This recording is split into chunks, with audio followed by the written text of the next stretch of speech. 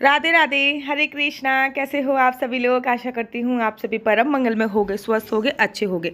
अक्षय तृतीया बस आने ही वाली है। 10 तारीख को पूरे भारतवर्ष में वृंदावन धाम में बांके बिहारी जी के मंदिर में अक्षय तृतीया का उत्सव बनाया जाएगा। अक्षय तृतीया के दिन मांगलिक कार्य प्रारंभ किए जाते हैं और सही मायने में देखा जाए तो यह अपने नाम के अनुरूप अक्षय फल देने वाली होती है। अक्षय तृतीया पर सूर्य व चंद्रमा अपनी उच्च राशि में होते हैं। तो चलिए आज मैं आपको बताती हूँ कि अक्षय तृतीया पर ऐसी कौन सी 25 बातें हैं जो आपको अवश्य और अवश्य करनी चाहिए। नया वाहन लेना व गृह प्रवेश करना, आभूषण खरीदना इत्यादि जैसे कोई भी कार्य होते हैं वह स्थिति पर विशेष उपयोग माने जाती हैं। कहते हैं इस स्थिति पर जो भी आप नया कार्य लेती है, विशेषकर सोना चांदी अगर खरीदा जाए तो बहुत ज़्यादा शुभ होता है। चांदी में हमेशा माता लक्ष्मी और सोने में भी माता लक्ष्मी का वास माना जाता है। तो कहते हैं कि मान्यता है इस दिन सभी प्रकार के अच्छे भाग्य और सफलता को लाने वाले कार्य किए जाते हैं। जो लोग जमीन जायदाद खरीदते हैं या फिर शेयर मार्केट में भी निवेश करना चाहते हैं या फिर रियल एस्टेट में भी निवेश करना चाहते हैं तो ये दिन बहुत अच्छा होता है। ये समझ लीजिए अनसुजा मुहूर्त होता है।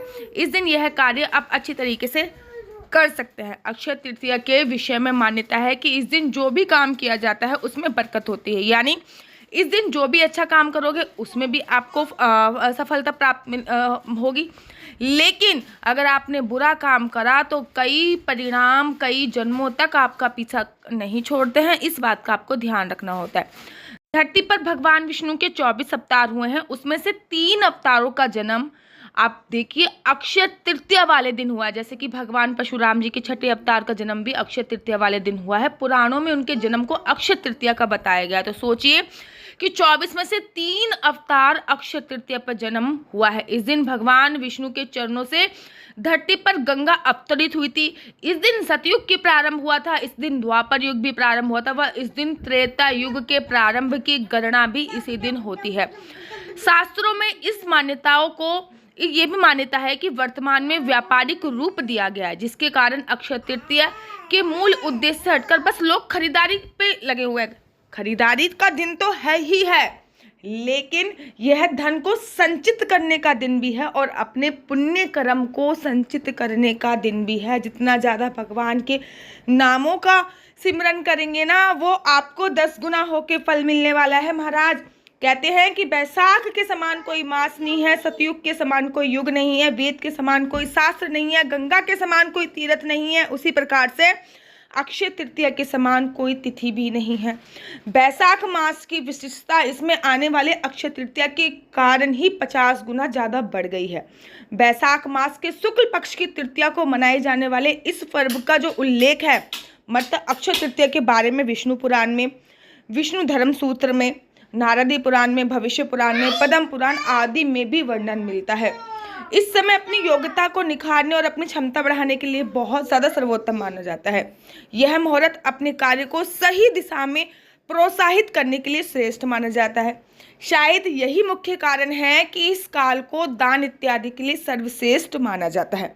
बैसाख मास के शुक्ल पक्ष की तृतीया को आखा तीज के रूप में भी बनाया जाता है। कहीं कहीं पे इसको आखा तीज बोलते हैं, मैक्सिमम इसको अक्षय तृतीया के नाम से ही बोला जाता है।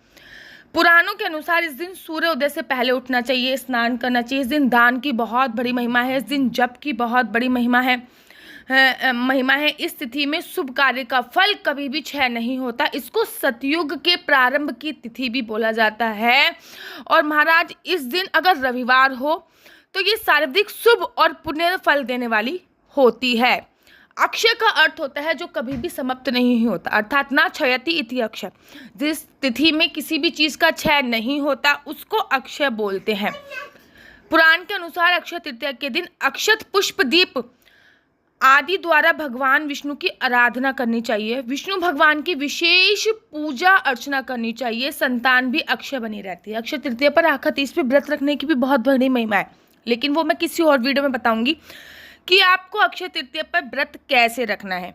दीन दुखियों की सेवा करनी चाहिए, वस्त्रों का दान करना चाहिए, पानी का दान करना चाहिए, सत्तू का दान करना चाहिए, घड़े का दान करना चाहिए। इस दिन बहुत शुभ बोला जाता है। खीरा, ककड़ी, तरबूज, खरबूजे, जिस भी तासीरता ठंडी होती है उनका दान करना चाहिए। शुभ कार्य करते रहने चाहिए। मन और विचार अपने कर्म में मनुष्य को धर्म का पालन करना चाहिए। कलयुग के नकारात्मक प्रभाव से बचने के लिए इस दिन भगवान विष्णु की उपासना जरूर करनी चाहिए, दान अवश्य करना चाहिए। ऐसे करने से निश्चय ही अगले जन्म में सुख समृद्धि व सुख संतान की प्राप्ति होती है। भविष्य पुराण में एक कथा भी आई है कि सकल नगर में रहने वाले एक धर्मात्मा ने अक्षय तृतीया के दिन पूर्ण श्रद्धा भाव से स्नान किया, ध्यान किया, दान किया, जबकि उसकी पत्नी ने उनको मना भी किया था। मृत्यु के बाद अपने दान के प्रभाव से ही वह द्वारका नगरी में सर्व सुख संपन्न राजा के नाम से अवतरित हुए थे। इस दिन पवित्र नदियों में स्नान करने का अपना विशेष महत्व है। ऐसा बोला जाता है कि अपने सामर्थ्य के अनुसार जल, अनाज, गन्ना, दही, दूध, फल, हाथ मतलब पंखा, अब तो देखो कोई ये वाला पंखा यूज़ नहीं होता, अब तो इलेक्ट्रॉनिक पंखा ही यूज़ होता है, इसको दान देना चाहिए। इसका विशेष फल माना जाता है। देखिए, अक्षय तृतीया पर ना वैज्ञानिकों का तर्क भी है। देखा जाता है कि दान को वैज्ञानिक तर्ज में ऊर्जा के रूपांतर से जोड़ा गया है। दुर्भाग्य को सौभाग्य में परिवर्तन करने के लिए यह दिवस सर्वश्रेष्ठ है। यदि अक्षय तृतीया में रोहिणी नक्षत्र आ जाए, जो कि इस बार आ रहा है, तो इस दिवस की जो महत्ता है वो 1000 गुना बढ़ जाती है।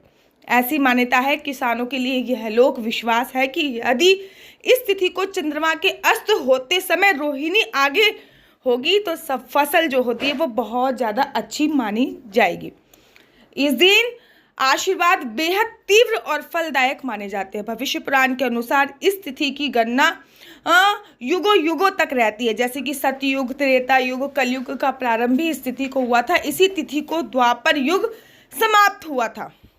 और तो और रेणुका के पुत्र परशुराम और ब्रह्मा जी के पुत्र अक्षय कुमार का प्राकट्य दिवस भी इसी दिन माना जाता है। ऐसा भी बोला जाता है कि धन और भौतिक वस्तुओं की प्राप्ति तथा भौतिक उन्नति के लिए इस दिन का विशेष महत्व है। धन प्राप्ति ही के लिए आप मंत्रों का अनुष्ठान कर सकते हैं, स्वर्ण खरीद सकते हैं, चांदी खरीद सकते हैं, आभूषण खरीद सकते हैं, वस्त्र खरीद सकते हैं, वाहन खरीद सकते हैं, संपत्ति खरीद सकते हैं। और ये मैं आपको मुहूर्त बता दूंगी कि आपको ये कब कब खरीदना है। लेकिन दान के बिना ये सारी चीज़ें अधूरी मानी जाती हैं। दान करने से जाने अनजाने में हुए पापों का बोझ हल्का हो जाता है और पुण्य की पूंजी बढ़ती है। अक्षय तृतीया के दिन विशेषकर कहा गया है कि इस दिन किया गया दान खर्चा नहीं होता है, यानी आप जितना दान करोगे उसे कई गुना आपके अलौकिक कोष में जमा हो जाएगा। मृत्यु के बाद जब अन्य लोकों में जाना पड़ता है तब उस धन में दिया गया दान विशेष रूप से आपको प्राप्त होता है। पूर्व जन्म लेकर जब धरती पर आते हैं तब भी उन कोष में जमा धन के कारण ही भौतिक सुख आपको मिलता है। इसलिए अक्षय तृतीया पर स्वर्ण, भूमि, पंखा, जल, सत्तू, जौ, छाता, वस्त्र कुछ भी दान कर सकते हैं। जो दान करने से स्वर्ण दान का फल भी आपको मिलता है। अगर आप स्वर्ण दान नहीं कर सकते तो जो दान भी कर सकते हैं। इस तिथि को चारों धामों में उल्लेख है कि बद्रीनाथ के कपाट खुलते हैं। बांके बिहारी जी के भी दर्शन इस तिथि में होते हैं। बांके बिहारी जी के चरणों के दर्शन पूरे साल भर में केवल एक यही तिथि होती है जब बांके बिहारी जी के चरणों के दर्शन होते हैं। बद्रीनाथ जी के कपाट भी इसी दिन खुलते हैं। श्रीधाम वृंदावन में इसी दिन से अक्षय तृतीया से ही, जिसको कहते हैं चंदन यात्रा का प्रारंभ होता है, जो कि एक महा उत्सव बोला जाता है। अक्षय तृतीया पर आप कुछ भी करें महाराज, लेकिन मैं आपको कुछ ऐसे टिप्स बताऊंगी जो आपको अक्षय तृतीया पर अवश्य करना है। इसमें तो वीडियो लंबी हो जाएगी, इसलिए मेरे को यहीं पे विश्राम करना पड़ेगा। लेकिन अगर आपको मेरी वीडियो अच्छी लगती है तो आप अपना यूट्यूब चैनल हरि बोल को लाइक, शेयर, सब्सक्राइब करना बिल्कुल भी मत भूलिए। तब तक के लिए मुझे दीजिए इजाज़त। राधे राधे, हरे कृष्णा, हरि बोल।